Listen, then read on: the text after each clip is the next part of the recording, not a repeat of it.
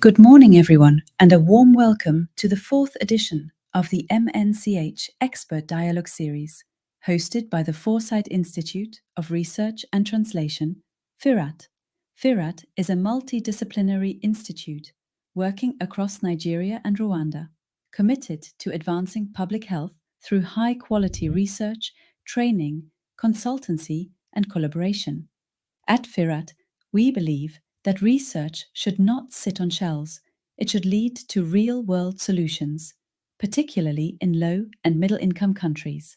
Today is July 11th, 2025, and our focus is a topic of profound importance: scaling up antenatal services in LMICs and the role of telemedicine in ANC service delivery. Antenatal care saves lives, but access remains uneven. In many low and middle-income countries, barriers like distance, cost, and limited healthcare infrastructure leave countless women without the care they need during pregnancy. This dialogue examines how scaling up antenatal services and harnessing the power of telemedicine could transform maternal health outcomes and close critical gaps in care. We are honored to have two exceptional speakers joining us today. Okay. Good morning, For our everyone. expert dialogue series, Mr. Charles I don't know if you can Chibuisi hear me well. Iyemere, a seasoned public health professional, digital health strategist, and passionate advocate Can for you hear me, maternal and please? child health in low and middle-income countries. Thank you. Mr. Iyemere Welcome brings once over a again decade of experience to now the leading fourth transformative health programs installment of across our the globe. dialogue As series, founder and MNCH principal dialogue consultant at series, Marivo and it's Consulting been an and chief amazing innovator time at Familiar Solutions, where he has we've spearheaded gleaned groundbreaking insights from initiatives that various integrate experts AI, across different vernacular voice fields technology, and in real-time data various low systems and to middle income improve countries antenatal in care and Africa reduce and maternal beyond. mortality. And His work today, spans major I'm global health excited priorities, that with leadership roles in projects funded by USAID, CDC, the Global Fund, and the Gates Foundation. Currently pursuing a PhD in public health, Mr. Charles has received numerous national and international accolades for his contributions to digital innovation and health system strengthening. He continues to shape policy, sorry about research, that. and practice through his active We are engagement having on two global experts in scientific our panels midst and his today, commitment to and inclusive, we'll be having technology-driven such solutions. an enriching conversation with them. So maybe we'll just wait a few minutes so that more people can join us before we commence. So we'll just wait for about 5 minutes. And then once it's 10:05, we can start the webinar. Thank you very much. Thank you. Thank you.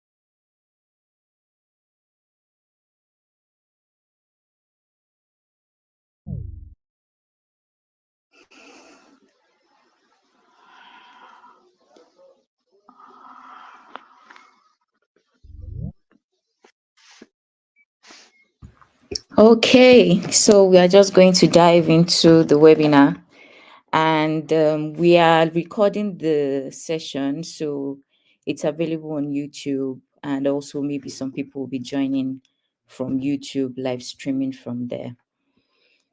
So this morning we are discussing how we are looking at scaling up antenatal care in LMICs and the role that telemedicine can play in the scale up of antenatal care in LMICs, to make sure that care is more accessible, equitable, and timely for women.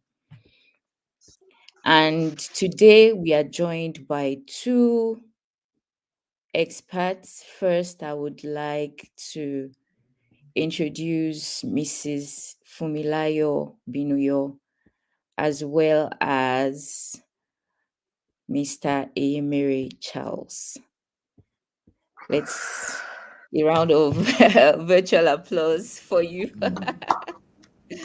Thank you so much for joining us today and for sharing your expertise with us. I know that is going to be a truly rich time. So I will be reading our guest citation. Mr. Charles Chibuisi Ehiemere, I hope I pronounced that right, is a distinguished public health professional and digital health strategist with over a decade of experience driving health systems strengthening maternal and child health innovation and data-driven interventions across low and middle-income countries. He is the founder and principal consultant at Merevo Consulting, a multidisciplinary firm advancing research, digital platforms, and systems innovation to accelerate health and development outcomes in Africa. He also leads as the founder and chief innovator of Familiar Solutions, where he's building Familiar, which is a next generation maternal, newborn, and child health platform that integrates AI powered tools, vernacular voice assistants, and real time hospital linked dashboards to reduce maternal mortality and promote equitable antenatal care. He holds an MPH and is a PhD candidate in public health. And he has led and supported high impact programs funded by USAID, CDC Global Fund, the Gates Foundation, working on HIV, malaria, family planning, NTDs, health workforce reform, and digital transformation. He is a recipient of multiple national and global awards for digital innovation and program leadership, including the Digital Prosperity Awards in 2023, the CIO Africa Silver Award in 2024, and a recognition from East Global and EARMA for scientific contributions.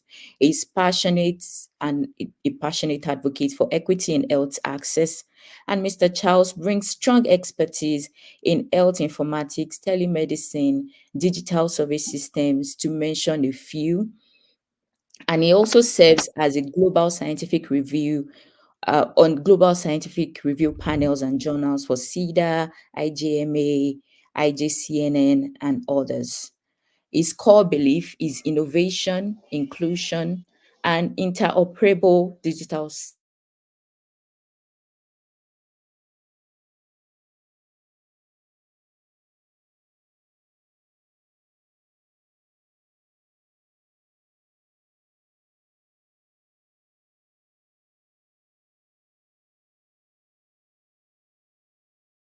have the pleasure of reading the citation of Mrs. Fumilayo Binuyo, who is our second guest for today.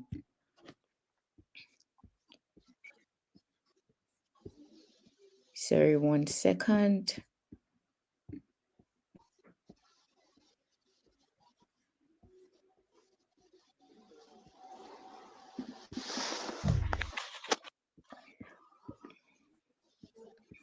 Okay, so Mrs. Binuyo is a dedicated and compassionate registered nurse and midwife with years of clinical and supervisory experience. She holds a Bachelor of Science degree. She's a certified and registered nurse midwife and educator and has served in various capacities, including as a nursing sister and currently a chief nursing officer. She's passionate about maternal and child health, nursing education, and community health advocacy.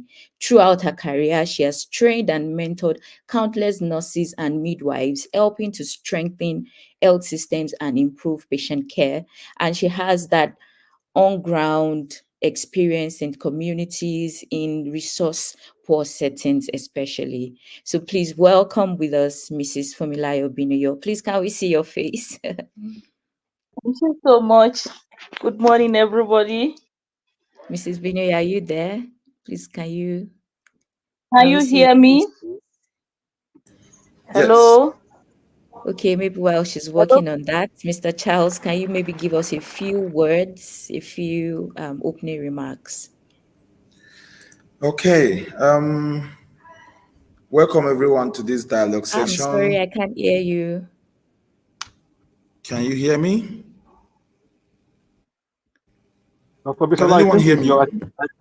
I can hear you clearly. We can I hear hear you you, clearly. sir. Oh, I think, Dr. Bisola, I think you are the one not hearing. Charles, Every other we persons are can't hear hearing you. you.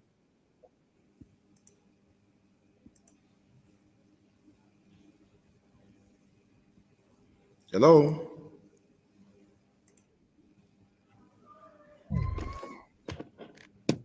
I can hear you, sir. I can hear you, sir. You are loud. You are audible enough. I can hear you. Oh, great. Oh, I can hear you too now.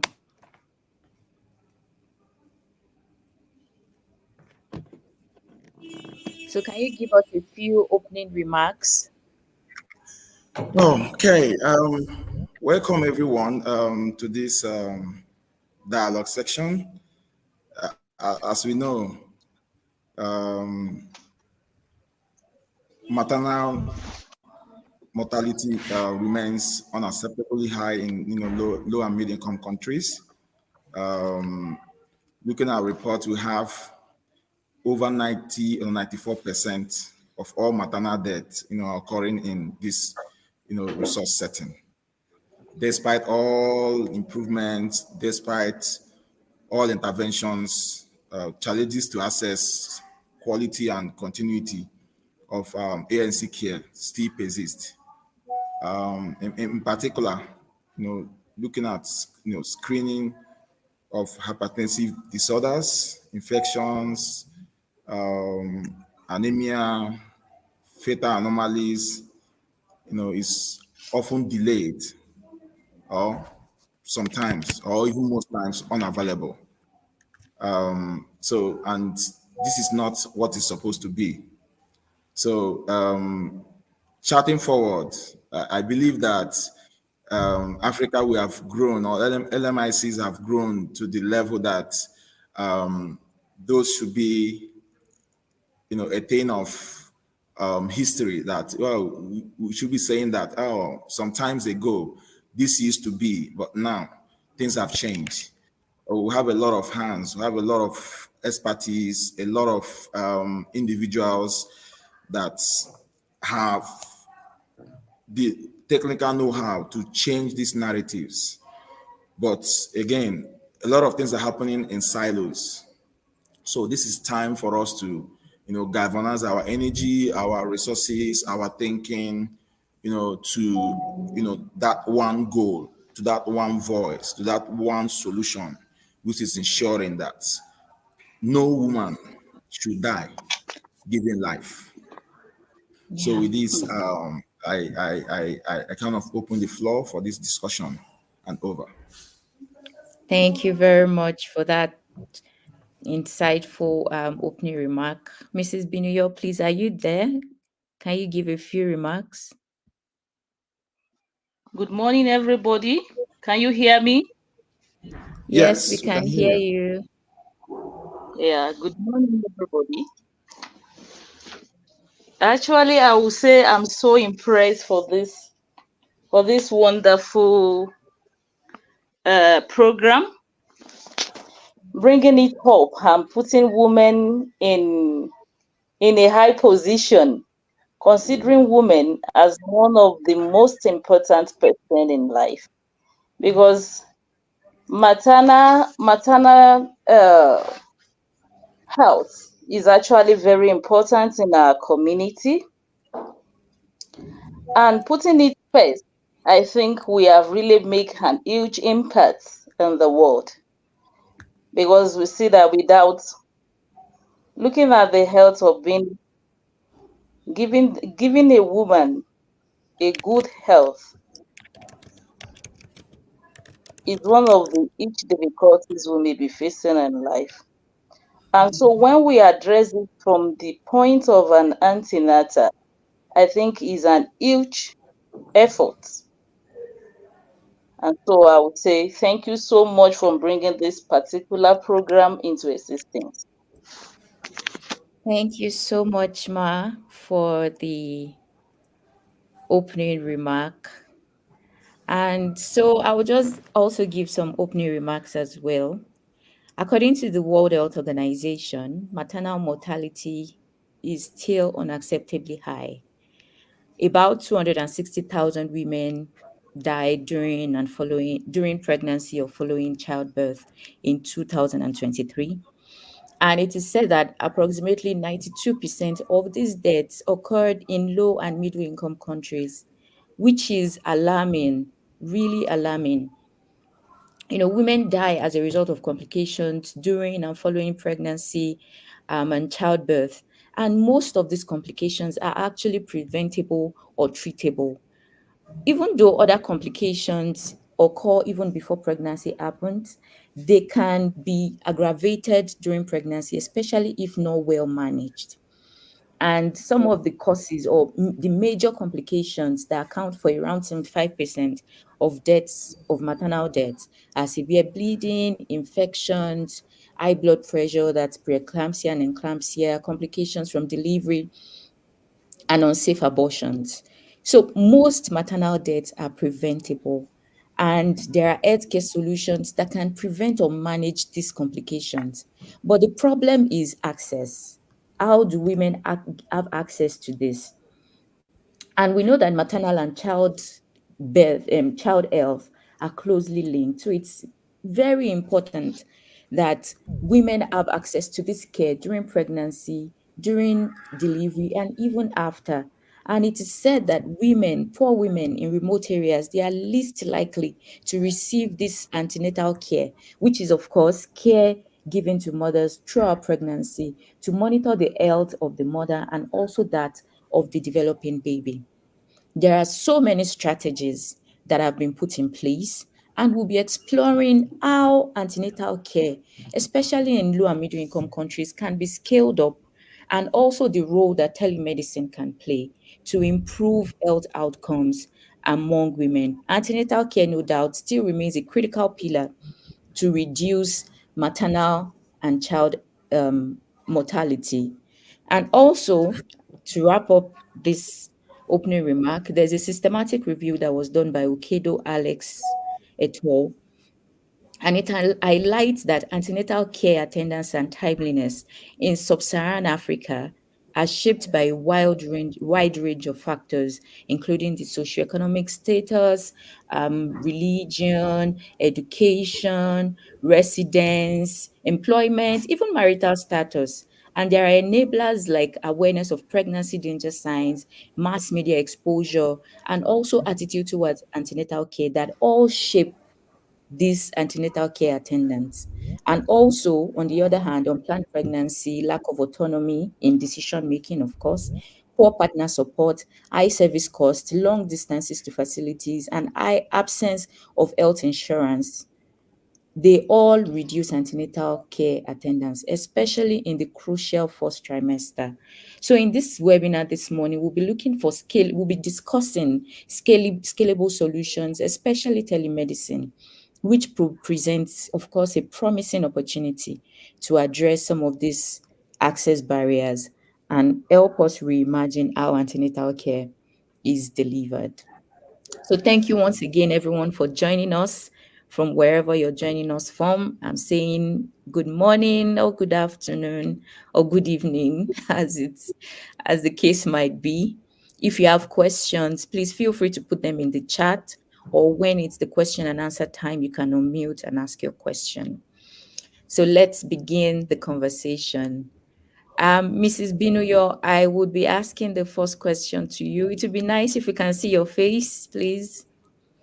I'm trying to, but it's like my phone has been tampered with. Oh, So in due course of time, please still manage with me with no my voice problem. now. No problem. No problem. Yeah. So I want Please, you to can I get discuss. Sorry? can I hear you now? Okay. I didn't get what you're saying. I said, no problem. I want to ask the first question to you. Okay. So, from your experience, and can you please share with us why antenatal care is important, especially in the context of low and middle income countries? Thank you so much. Antenatal care, also known as prenatal care, is very, very important in the sense that, according to WHO, said earlier, we know that the maternal mortality rate is very high. And so, being here to eradicate that, we need to put in our best in the course of that of the antenatal. Number one, at least to monitor the health of the mother during the course of the pregnancy till the time of delivery. Because of some high risk, some mothers are facing some high risk, and at the same time, we cannot compare the time at which the woman, the individual carrying a pregnancy that is not having pregnant to the time that she's carrying a pregnancy. Definitely, there has to be some hormonal changes. And so these some hormonal changes will definitely cause some effects, which they need to be aware. And so during the course of antenatal, there needs to be education, at least educating them, to educate them to know those changes that is occurring in their system, so that at least they will be able to adjust as the pregnancy is growing. They will be able to adjust to those effects that those hormones is putting on their body system. That's number one. Number two, on the part of the fetus too, the developing fetus too needs to be monitored. In fact, during the course of the antenatal, we normally tell the individual carrying a pregnancy that the antenatal care should start from 8 to 10 weeks. Why? Because by the time they start their antenatal, that is when you collect their data, they will be able to know. It is one part to know that you are pregnant. It is another part to really know that this pregnancy you are carrying, is it really in a good condition? Because we have seen the cases whereby a woman misses her period, having it in mind that she's actually pregnant. But because she doesn't start the antenatal earlier on, she didn't go for scan, she may actually be having a molar pregnancy. She may be having an ectopic pregnancy, which she may not know. But if she started the antenatal earlier on, a scan has been done by the doctor verifying that actually the pregnancy is in good condition. That is when we have an intrauterine pregnancy, which we actually know that that is a normal pregnancy. Then she will be able to have a rest assured that actually that she's having a good pregnancy. Okay, when to commence antenatal, then she will be able to know the time to commence the antenatal. And having Thank you. done that, Okay, okay, sorry. thank you so much. Sorry, I'm listening. Apologies. I thought you had wrapped up. Oh, Apologies. Okay. So that is my own point of view. That is the second one I would say, on the part of the mother and on the part of the baby, to know if the baby is actually a normal fetus growing. You understand what I'm saying? When Yes. a woman knows that she's actually pregnant, that's what I'm saying. I say it's a one point to know that you are pregnant. It's another point to know that this pregnancy, is it actually a normal pregnancy? Because we have seen the cases whereby pregnancy, you have the woman is pregnant, but is growing outside the uterus, which we refer to as ectopic pregnancy. So Yes. that there will be early intervention. That's Yeah. another point. There will be early intervention on that.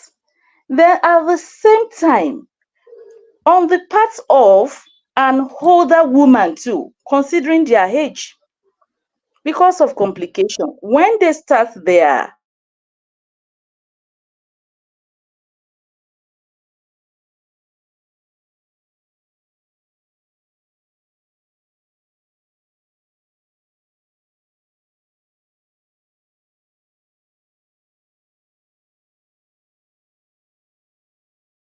so those are the importance of antenatal, to monitor them, to give them health education on their nutrition, what to take during the course of the pregnancy, guide them through the delivery time, educating them on the risk of pregnancy, educating them on the risk that they might have, that they may experience during the course of the pregnancy, educating them on whether to know any risk factor or any sign of danger during the course of the pregnancy. For instance, now a woman, a primigravida, a woman getting pregnancy at the early stage, I think for the first time, she will not be able to identify some risk that is attached to pregnancy. Mm. For instance, if there is any bleeding now, we know that these are one of the signs and dangers of pregnancy. So, but if there is an antenatal and she has been coming to antenatal, then there will be an educating programs, educating them on what to know, and signs and dangers that they may experience during the course of pregnancy, and what to do immediately they experience those dangers, to come to the clinic and all other things like that. And concerning their nutrition and how to take care of themselves too, it's another factor. It's another Yeah. important factor of pregnancy, and preparing their mind towards delivery time. Yeah. So thank you so much. Absolutely. Thank you so much, Ma. So, Mr. Charles, please briefly, can you tell us why antenatal might be important? From anecdotal experiences, you would see people, especially women that have had one or two children, instead of going to the hospital when they are pregnant again, they'll be like, nah, we know how this thing goes. We are OGs. And then they don't go to the hospital, they don't go in the first trimester, they don't go in the second even, they go towards the end when they're about to deliver. So for this kind of people, how do we convince them what really is the utility of antenatal care? Mr. Charles. Thank you. I think basically is this mindset that I've done it before, and not having in mind that every pregnant is unique in its own way. Even when you have for a woman that has given birth two, three, four, five, six, seven, eight, nine times, or even more. Every pregnancy presents its own challenges, right? Yeah. So that mindset to say, no, I'm not a rookie. I'm not new into this business. is one of the key things that has posed a great challenge or the higher risk. And for the main fact that this social norm, if you're not a new time mother, even the attention, the communal attention given to that woman is almost, let me say, reduced or almost zero, because it's no, she has done it before. So it's the idea is that no, she knows how to handle it. Yeah. Okay, so no, from the community angle, you could see withdrawal, that withdrawal syndrome, to say no, she's not new in this business, so it's believed that she'll be able to handle it.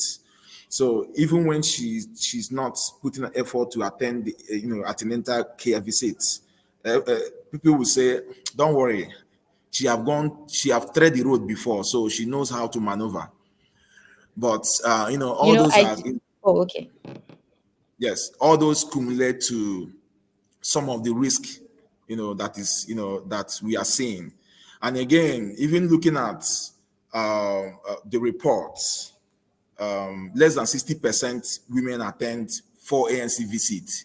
Not even looking at the latest WHO recommendation of 8 visits. So we are even struggling with completing the 4 visits, and now the Yeah. recommendation is 8 visits. So how do we now step up to ensure that every woman, irrespective of how many cycle you have done in terms of delivering babies, they see the importance of attending ANCs. And again, even when they attend this ANC, from report, you can also see that 40%, or yeah, about 40%, also receive quality ANC services even when they attend. So you could see the gap again for the women that even find time to attend. The quality of services ANC services receive is still below 50%.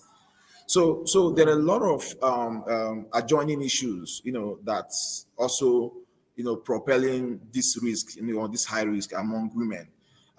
Again, is also, we could look at the lab diagnostics, the BP monitoring, the ultrasound services. In most of the primary health cares, even some urban health facilities, these facilities are lacking. They are lacking.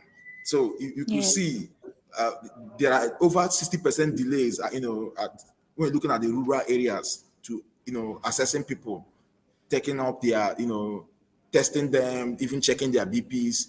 In some facilities, these apparatus are not even available. Sometimes when they are available, they are malfunctional.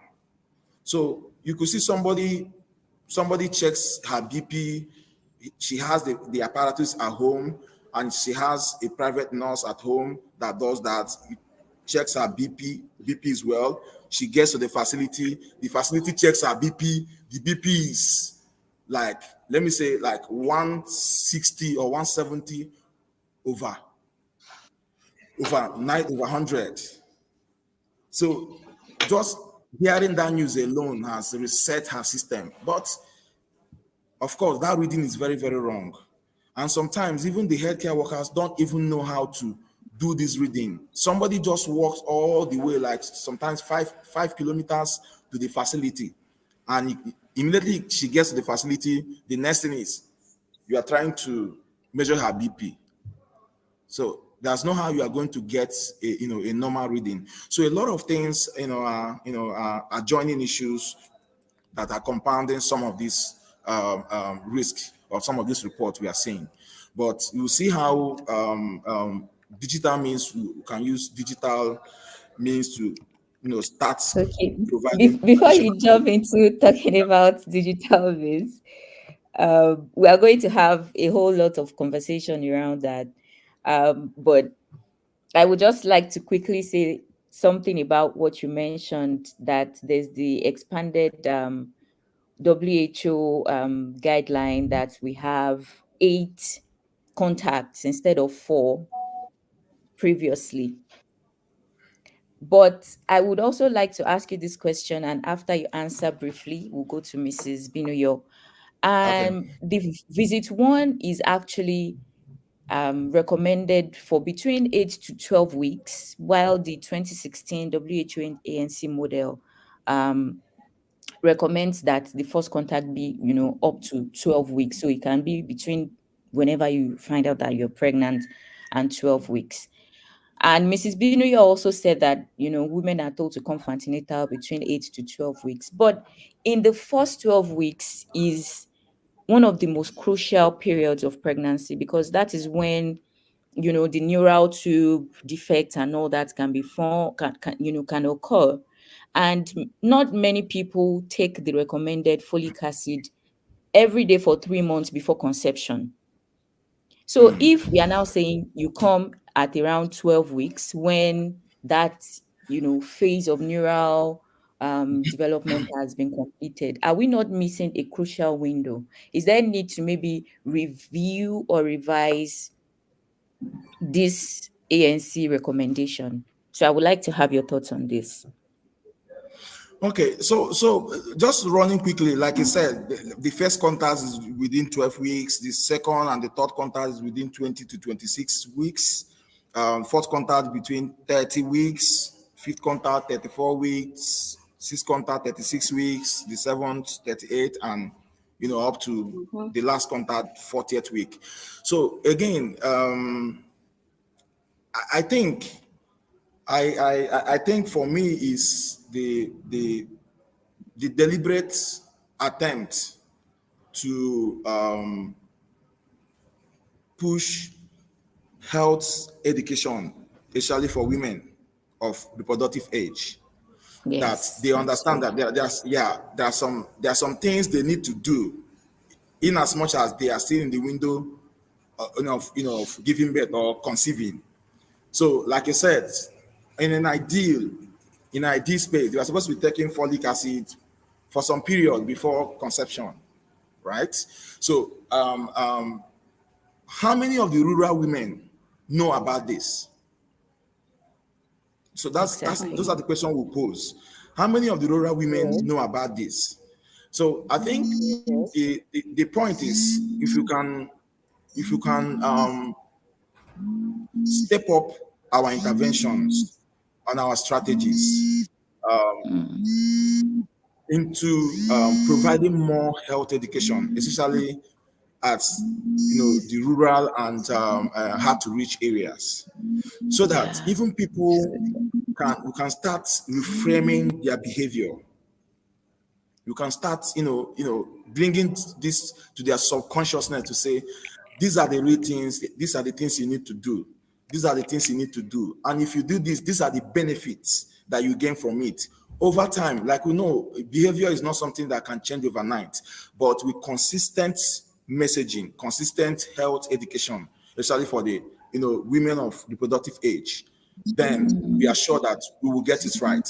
So for me, whether 4 visits that is properly planned or 8 visits, for me, it doesn't really make that change for me. But what will make that change for me is being deliberate, reaching out to people, consistent messaging about the importance of these visits and things they need to do even prior to conception. So I think that should be the drive, continuous messages, so that Yeah. people can get this behavioral, change sync, so that we can start seeing it, on a normal. Any woman of reproductive age will now, have it in her subconsciousness to say, in as much as I'm expecting this, these are things I need to do even before this happens. So with that, in fact, the visit will be something we don't even need to recount again over time. It becomes part of this, the system. Like even the community will help to say, you're pregnant, have you gone for your ANC, have you gone? No, you need to go. So it becomes a Yeah. part of the system. So that's Thank my take you. on that. Yes. Thank you very much for that thoughtful um opinion. Indeed, pregnancy is not meant to be a solo project. It requires a community, the support of a community would ensure that they are actively encouraging a pregnant woman to do the things that are needed for her to have a healthy pregnancy and an healthy baby. So, Mrs. Binu, what would you say about this antenatal care first contact being 8 to 12 weeks? Is there need to make it earlier, or do we focus more on messaging like Mr. Charles mentioned? Actually, for me, I will just say awareness. Awareness is very, very important. And actually, whether the WHO assigned, let's just forget about the actual time to come for antenatal. We only say we should educate our women. The moment you know that you are pregnant, at the time we ask them to come between the 8 to 12 weeks, they are not really coming for antenatal, but to take their data, know the condition at which you are, educate them, get them aware of a lot of things they need to know, and educate them on what the importance of those normal routine drugs that they need to take before even starting an antenatal at 16 weeks. So that's what I can say on that. Awareness, then continue education on that. Thank you very much. So, Mrs. Binu, you're from being someone who has worked in, the core northern part of Nigeria. What would you say are reasons why women don't go for antenatal services? I'm sure you would have seen a few cases where a woman came like in labor and never did any antenatal care anywhere, and maybe the labor was a bit difficult. That was why they came to the hospital. Do you have maybe any of those experiences that you can share with us, and then tell us why women don't go for antenatal care? There is a lot, have experienced a lot concerning that, especially in the northern part of Nigeria. Number one, I will first of all want to mention cultural belief. Cultural belief is one of the factors that affect a lot of women. They believe in themselves and their culture does not support antenatal. They believe that there's nothing they are coming to the hospital to do. Wow. Then religion belief. They believe that their belief is that there's nothing God cannot do. Even to the extent that when they are even in labor, I've seen so many cases whereby women that are anemic, you ask them that they need blood transfusion, and their husband will be telling you that they don't need blood transfusion. It is against their belief that their women don't collect they don't receive another person's blood. Wow. So in the process, we may lost such kind of patients, whereby you continue to cancel the patient's relatives until the woman died. So, and still they are still adamant towards that. So there are a lot of challenges, especially on the part of those that are in rural area. Cultural belief, religion belief, and some they have financial constraint. They are low income earners. They find it difficult to even afford a little thing to buy. We've seen the cases whereby you deliver a baby, there is no clothes to put on that baby. You have to take, because I've taken several deliveries on that. And so there was even a night I was so upset, I have to call the husband. Please come. Can you give me your shirt? I didn't tell him that is what I want to use it for. I have to use it to wrap the baby because there's no clothes. So we have seen so many cases like that.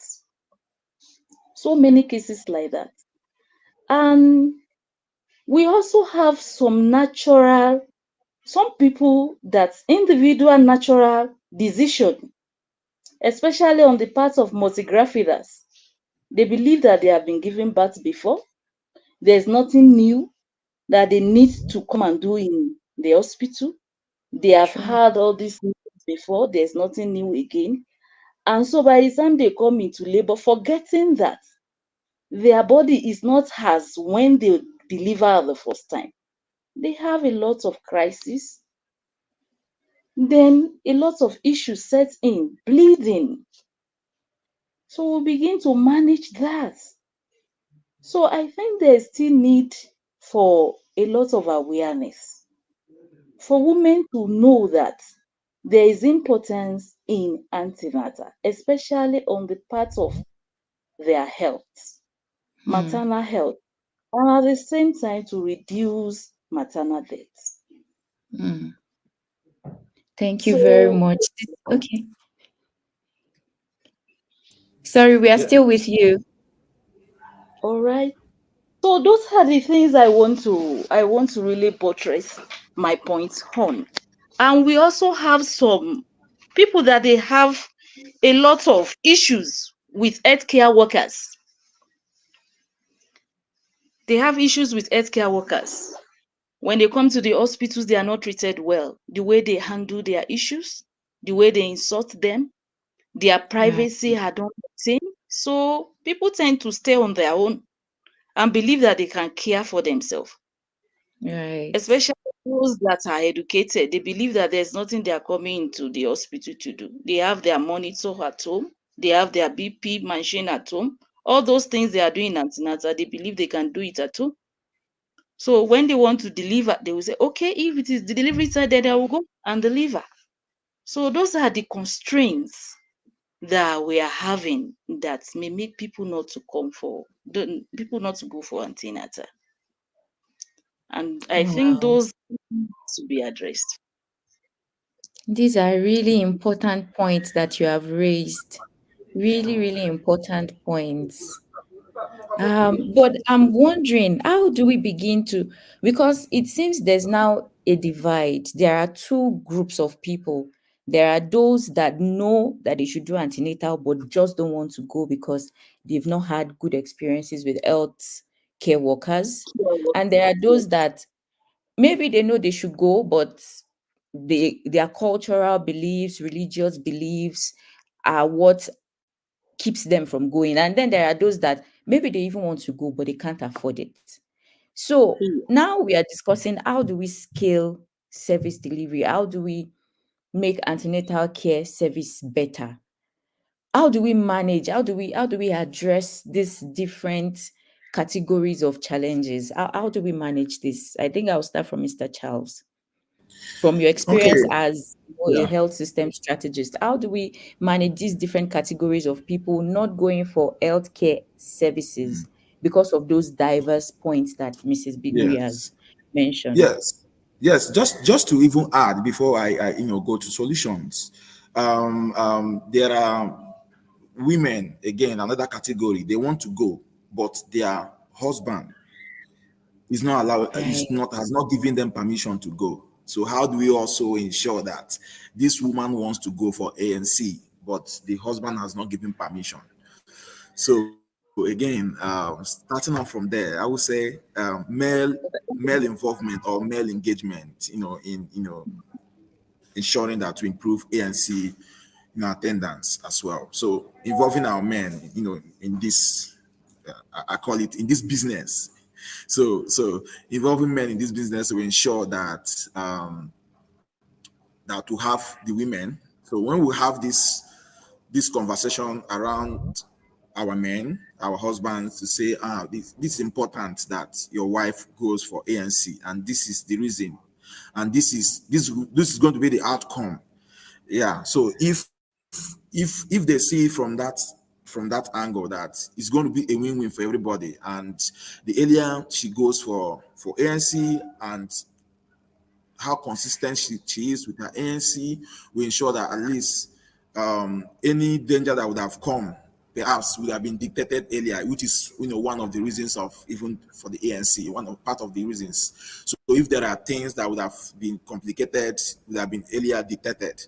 That is one. Two is, like I said, I will keep saying, is continuous health education. Like Mrs. Binu said, you see some people that they are already educated, they feel that they know everything. So for them, they think they can manage situation. So they think they can observe things on their own and turn up when they feel like they want to turn up. But it's not always like that. Like we know, like health systems is not linear. Things are not linear. Sometimes 1 + 1 is not 2. Sometimes you would have Yeah. said, I know these things. If I do like this, I should be okay. You could end up doing those things that you feel that At the end of the day, it will turn up to be negative. So that is why even in the treatment, a doctor is not advisable for you to treat yourself. So even when you know everything, it's not advisable for you to treat yourself. So if a doctor is not advised to treat his or herself, so why would you, a woman that is pregnant, or even anybody that has issue, you think that you know what you need to do? So these are the perception, in LMIC countries that I've seen. People try to like, oh, I've tread this road before. I understand the terrain. I've done it before. This is not my first time. But even when you are trying to provide solution, they say, just go and meet those young girls. This is not my first time. Rather is it my second time. So it's just to keep on appealing to them, keep appealing to them. And one of other factors that are even for those hard to reach areas is, one, they even when they look at the amount of money they will spend on transport getting to those health facilities. And again, those resources are not available within the family. So for them, is they rather stay at home.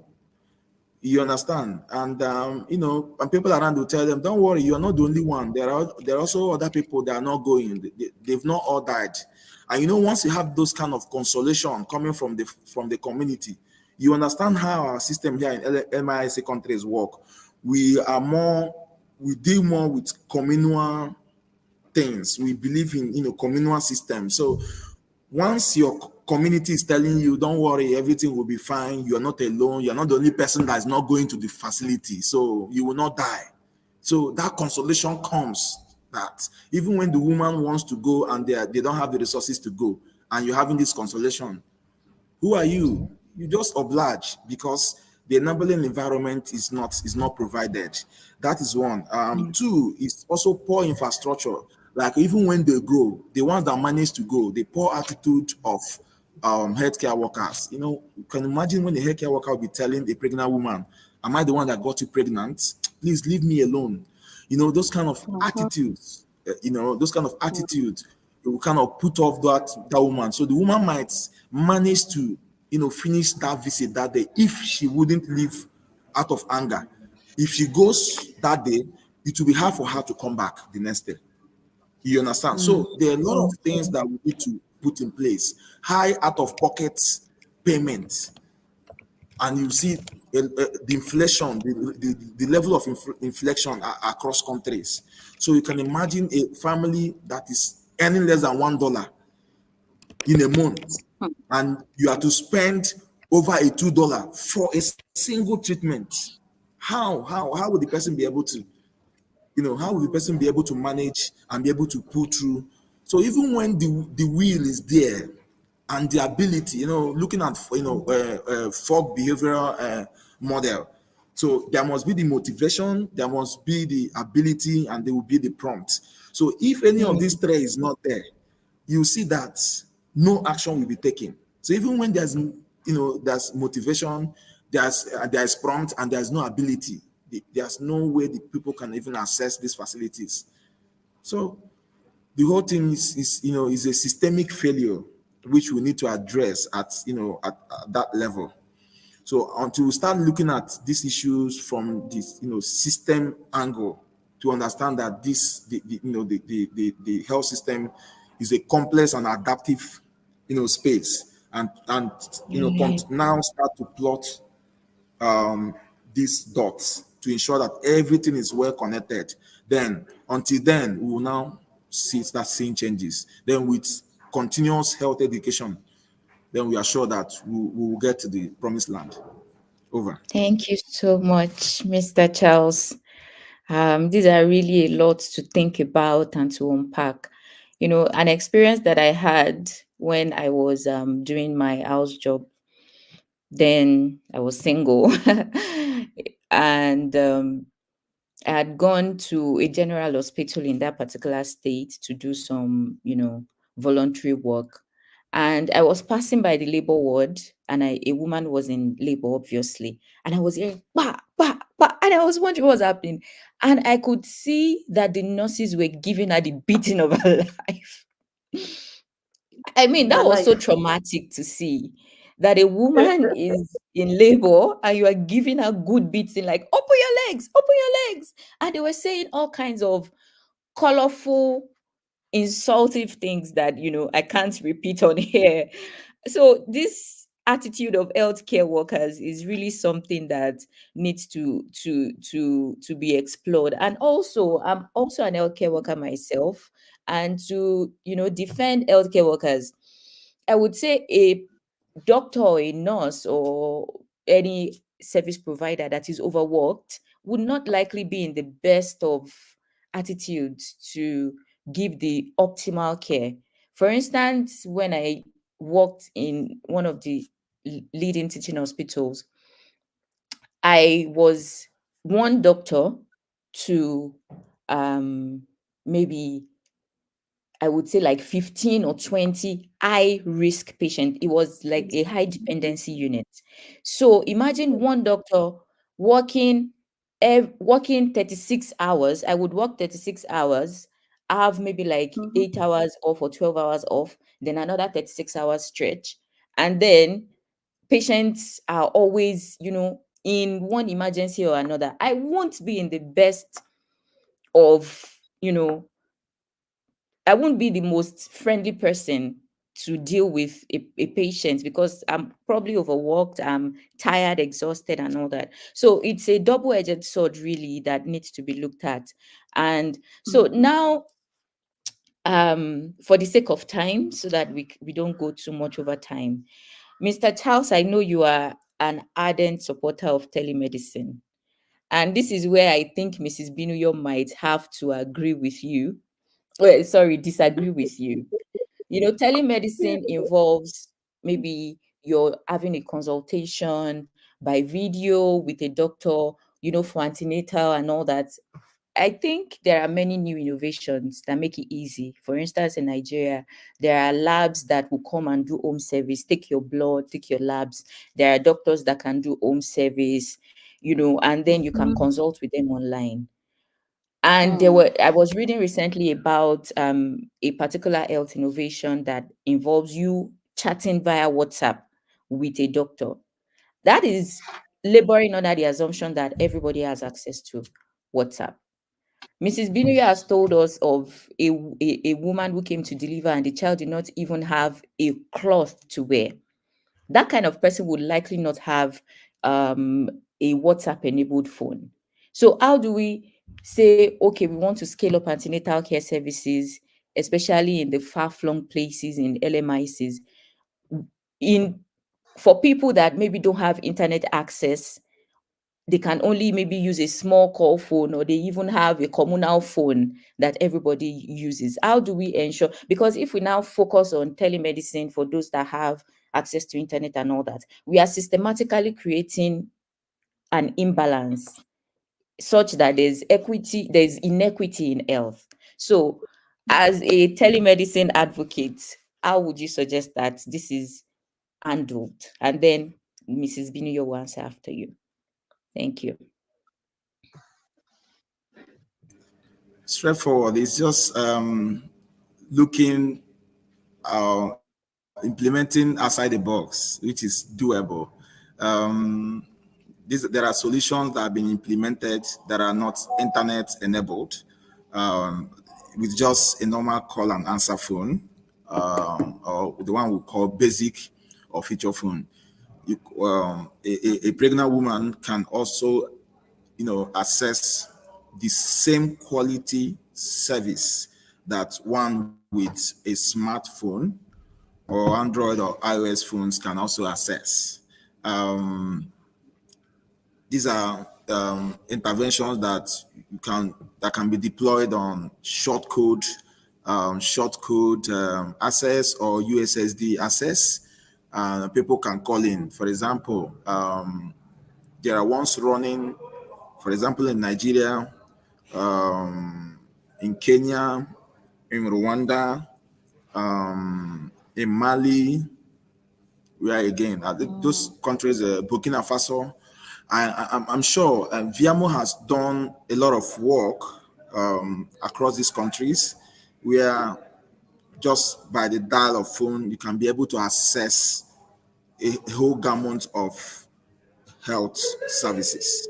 For example, in Nigeria, Viamo technology, with those that have Airtel subscribers, they can just call 421 in Nigeria, and you can access health information, access a whole lot of gamut of services just via calling.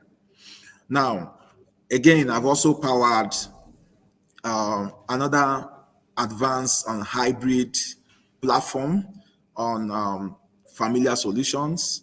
So Familiar Solution has even gone further than what Viamo has done in terms of making it now available in more vernacular based access that people can call, with a language that they understand. They can interact within the system and access all the qualities that those that have internet can access. So bringing it to this level is ensuring that everybody is not left behind. Everybody is carried along, right? And there is this inclusiveness that both those at the hard to reach areas and those in the town, everybody have equal access to these services. And not just accessing the services, they also, access additional health information or health tips or linkage or referrals that also ensure that they are constantly reminded of things they need to do via an automated appointment reminder or automated appointment services to say, remember, tomorrow by 10 is your ANC visit. And the system automatically calls you, and 4 hours to that time, you get an SMS in your own chosen language to say, remember, in the next 4 hours, you have to go to the facility to access the service. So it's now left for the person. It will not be now issue of, I didn't remember. It could be now, perhaps, other reasons. And once that person missed that appointment, the system automatically also nudges the person to find out, were you able to go to this facility? If no, why? So we also able to assess the reason why these individuals were not able to access this facility. So we can, if there are things that we need to now address, we can now address them. And they are also able to even have that online contact with the facility that they are registered to in case they are not able to attend. So basically, this is a doable and it's something that we can program, looking at our infrastructure gaps. But it's good because looking at what is available, mobile penetration is at 87%, which means that using mobile phones, at least we can target 80% of the households, right? So that is a good one. That's a good one. So that's a good way to start. Then we can always improve on what we have. Over. Right. So I think I want to pick up on what you said about 80% of households have mobile phones. And you had mentioned something earlier about autonomy, that some women, maybe they even want to go for antenatal, but their husbands are not giving them the permission. So even if you target those 80% households with a mobile phone, and the mobile phone would usually be with the head of the home, the lack of permission would still present a roadblock in presenting that service. And also, Nigeria's adult literacy rate is around a little over 60%. So it means that there's that about 40% that are being missed out, because many people just have these small dial phones that they know I press this, I dial this person. I press this, I dial that person. They don't exactly have enough literacy to be able to read text messages, understand what is being said, even if it is being said in their language. So, Mrs. Binoyo, I think I would really like that you shed more light based on your own on the field experience. If this telemedicine service can really be scaled to women in those low resource settings, and if it can be scaled, are there maybe adjustments that can be made to make it easier for them to use? Thank you so much. I actually don't have any problem about telemedicine, but inculcating it into LMIC countries, we will see that we still have a long way to go. Considering the fact that the rate at which some people are in poverty, it doesn't really allow a lot of people to make it work, to make telemedicine work in that particular area.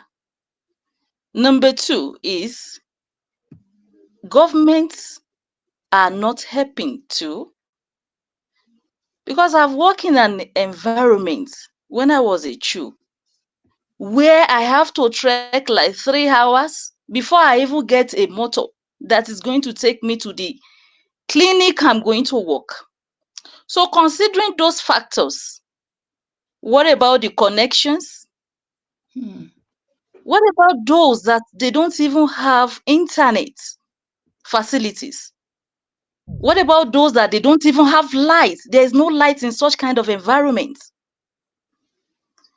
Because I've worked in a place whereby there is no access to good water source, not to even talk about light.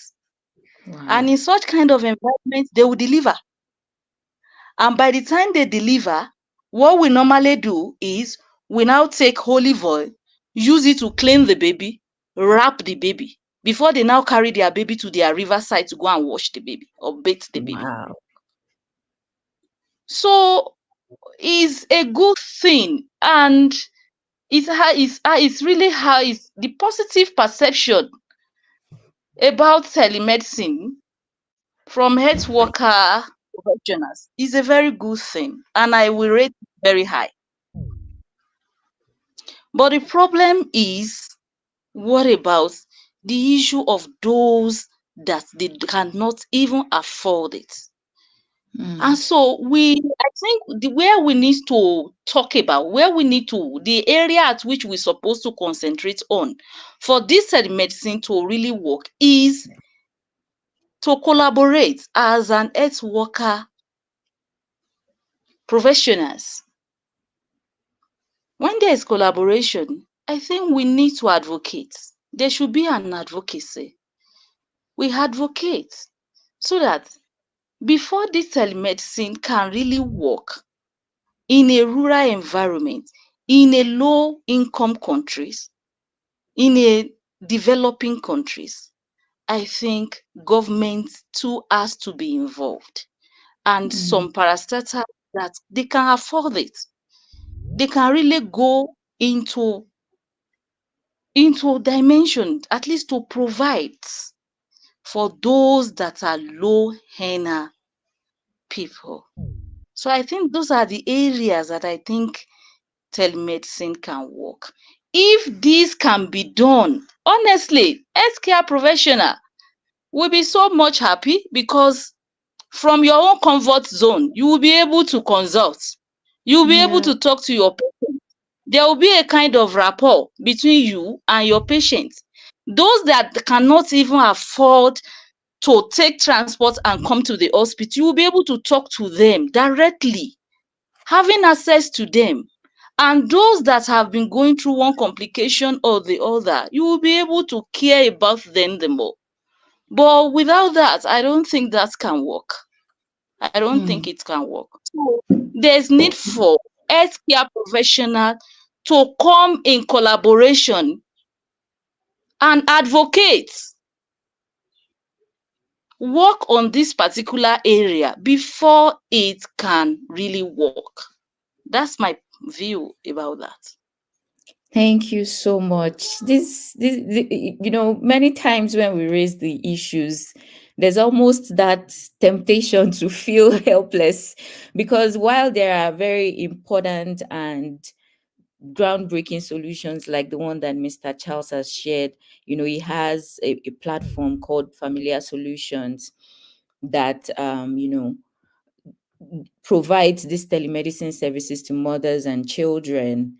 And it's really, really important and really nice. But then, like Mrs. Binuyo said, there are people that are systematically excluded from these telemedicine services. And this is one of, the bedrock of what FIRAT is all about. Foresight Institute of Research and Translation, under whom we're doing this webinar. It's intersectorial collaboration, because this thing is not just for health workers. Now, as a health specialist, Mr. Charles, for instance, has developed a digital tool that can help mothers and children. But now, Mrs. Binuyo said some people don't even have light. So it means even if, for instance, you have a smartphone, you don't even have light to charge it so that you can receive, the help that you need. Or maybe you don't even have a smartphone, there's no internet network access, So there's need for that intersectorial collaboration with ICT. And also she mentioned having to trek 3 hours to get to a place to deliver care. It means that we also need that collaboration with the transport sector, so that we are able to, work hand in hand to eventually reduce maternal mortality and morbidity, and also, of course, infant mortality and morbidity, because these two are closely linked together. A mother and a child, you can hardly separate them from one another. So as we are wrapping up, please, if you have any question, feel free to drop them in the chat or raise your hand so that we can have you on mute and ask your question. So, Mr. Charles, I want you to maybe talk about this again. How can we ensure that telemedicine platforms are designed in a way that they can provide that health equity and also be user friendly, both for providers and for patients? Yeah, that is, there are a lot of innovations like that are already available, even outside what I'm providing. For instance, if you look at South Africa, they have Mom Connect. Mom Connect uses SMS messages to send to pregnant women to remind them of their ANC schedules. There is mobile midwife system in Ghana. Also delivers voice messages in local languages to improve ANC services. There is in Uganda, they have this tele ultrasound services in Uganda. Then you talk of India, they have one Bluetooth enabled blood pressure curve and glucose monitor level. So there are a lot of innovations. Again, is like you said, coming from the field as a public health expert, I look at it that what is it that people are really lacking? When you go to those communities, even when they don't have lights, at least they have this small phone and they have a way of charging these small phones. So how can we now make do of what is available to ensure that these services, everybody within the country or the space accesses these services?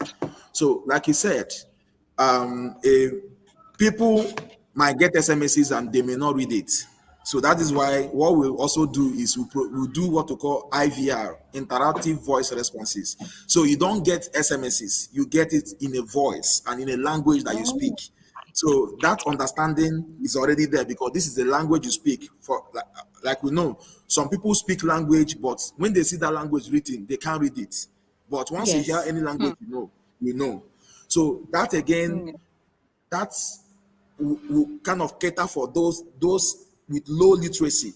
No matter how you are low in literacy, at least you know your language, you hear your language. So and you also have the opportunity to choose your own language ab initio before you start.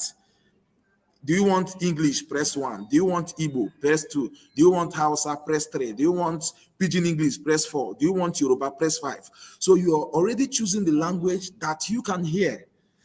And these messages come as a voice and not like written SMSs, because research have also shown that even people that speak languages, they can't read them. So that is also a way, a systematic way of bringing people. Then also making it not fully internet enabled is another way. Like I said, over 80% of the household has phone. Now, going back to what you said, we now create a specific and a deliberate attempt of involving men. So if you look at the familiar solution, there's a package for men, and there's incentive. You know, it could be not monetary, but to say the best supporting husband of the month, like those that will follow their women for ANC. So the system automatically calculate those and kind of provide those non-monetary incentive, like the best husband of the month. You know, that it boosts, you know, the men's ego, like no, I want to get this award again. You know, there are little things that really make some changes. So we are trying to like gamify some of these things to make it, you know, user friendly, and the interface is also easy for people to kind of press 1 for antenatal, press 2 for this. It's easier for people to also, you know, navigate the system generally via phone without internet. And it's also offline, online mode. So nobody is excluded. Everybody is included. Everybody can access these services. So I think that is the way we need to go in LMICs. When we are designing solutions or innovations, let's get in mind that we may have places that they can just have network to make call, but not network for internet. Even when they have internet, they may not have access to data. So how do we now program that they at least get these services without hindrance? True. So, Mrs. Binu, you're the last question that I'll be asking you for the day. Do you think you mentioned that for you, you don't have any problem with telemedicine? Do you think this will go for other healthcare workers? Would it find acceptance among them? And if it finds acceptance among other healthcare workers, what kind of training or support do you think doctors, nurses, and other frontline health workers would need to effectively use telemedicine to deliver antenatal care services? Okay. For telemedicine healthcare service to be useful, I mean, for everyone to have it run and for it not to have any problem, on the part of the health worker, like the nurses, midwives, or doctors, health workers generally, I think there needs to be training, effective training. Number one, on the technical skill. On the technical skill, there needs to be training. They need professional training on how to use it. The communication and the clinical skill too, how to use them. Then when these have been done, they need to be trained too, that they should not forget the privacy and the security of the patient they are using it for. Because those aspects are very, very important. True. They are very, very important. And at the same time, if they have been trained, then they need to be reimbursed. I think there should be a kind of body that has to guide that. Because you cannot expect a midwife to be using his or her phone or his or her money to buy data or to venture into treating of patients for an organization. So I think there needs to be reimbursement towards that too. Implementation skill, technical skill, privacy and security. When they have been trained concerning how to use it, then they have to be trained and emphasize the importance of patient privacy too, and the data security of such kind of patients. So I think if those trainings have been put in place, I don't think there is any problem in implementing it on the part of the health workers. Those are my That's own great points. to hear. Thank you so much, Ma. On that note, we'll be bringing the discussion to a close. Please, if you have any questions, you can feel free to put them in the chat or raise your hand so we can ask you to unmute if you have any questions. So while we're waiting for questions, I'll just take closing remarks. Mrs. Binuyo, can you please give your closing remarks? Thank you so much for this opportunity. And I will say a big kudos to those involved, especially putting women first. We know we are the salt of the world. So I want to say a big thank you. And at the same time, I will please talk to say a big thank you to Mr. Charles. I don't know how to call your second name. Please, can you tell me your second name so that I won't say it in a wrong way? Okay, so my name Ehemere Charles Yeah. Chibuisi. Okay, you Yes. made a child. Thank you so Ehemere Charles much. Chibuisi. I really appreciate this telemedicine education. I really appreciate it. And in fact, I will really love this if this can go viral. Because taking your patients right from the comfort of your house is a very interesting thing. And to know at least to know the impact, the patient will know your impact in their life, and you also know the well-being of your patient from the comforts of your home too. So it's a very, very interesting thing. So I will say a big thank you for the organizer and to Mr. Imere Charles and to our listener too. And at the same time, I will say it is a very good thing for us if we can work as a team, and here can be collaboration to really advocate for this, because a lot of people are really suffering. Yeah. We are only saying low and middle countries are this and that. But for those, or for we that we have really worked in a low country or a low area that people have been into poverty, if we really know what real poverty is, we know what people are facing. So if there can be an advocate for those people, I think it will be a very good thing. It will be a very good thing. So at this point, I will say thank you so much for educating us in this line. And thank you so much for gaining from you too. And thank you to the organizer and to our listener. Thank Thank you you and so God bless. much, Ma. Yeah. Amen. Thank you so much. Mr. Charles, any closing remarks from you?